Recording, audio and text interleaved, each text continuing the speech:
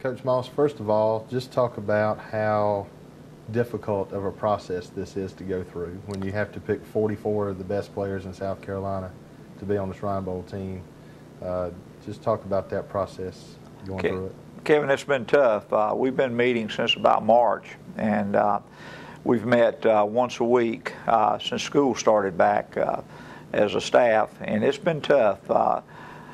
There's so many good players out there that when you have to narrow it down to 44 kids, it's a tough job. And we feel like we've got 44 good ones, and we're really excited about getting ready for the game. What was some of the focal points for you position-wise this year? Well, I think wide receivers there was a lot of them in the state. That was one of the easy jobs. Offensive linemen, we looked hard, and we feel like we got some good ones. But inside linebackers was a difficult spot to fill, but we feel like we're good there. But it was just, looking at the total package of what we want to try to do offensively and defensively. You have to kind of handpick those kids that'll fit into that scheme. And I guess that was the hardest part of all. I think you work out of a basic. Both teams work out of a basic defensive front. I think basically yes. But offensively, were you trying to gear it more toward a power attack or more a speed game? Well, you know my style, and it's not going to look a whole lot like what I do normally. We're going to try to throw the football and hope that we'll be able to throw it 70-75% of the time. But we feel like we've got the kind of kids that we'll be able to do that with.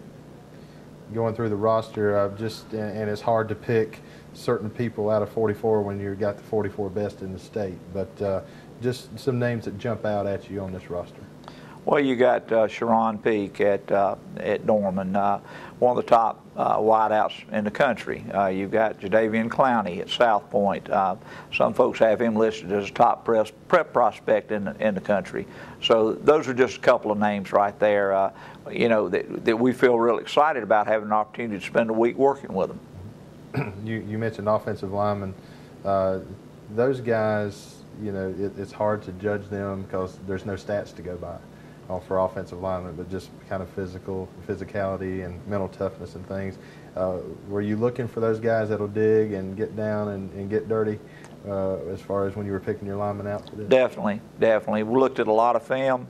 Our combines helped a lot. We were able to cover the state in our combine work and got to see the kids on the hoof, as they say. And that means a lot. I'm so glad that we're doing the combines now leading up to this game.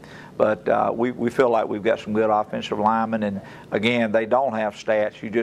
You have to look at them, and you have to spend a lot of time looking at them.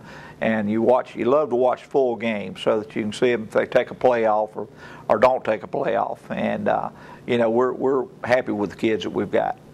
Last year, of course, North Carolina won the game. South Carolina tried to make the comeback late. I know this is a very competitive game.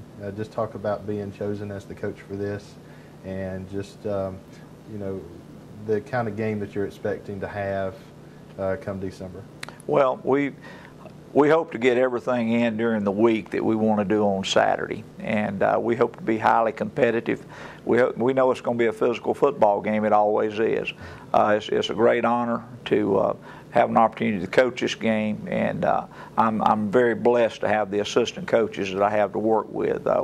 We've just meshed together like a bunch of brothers, and we're going to try to be going in one direction when December 18 gets here.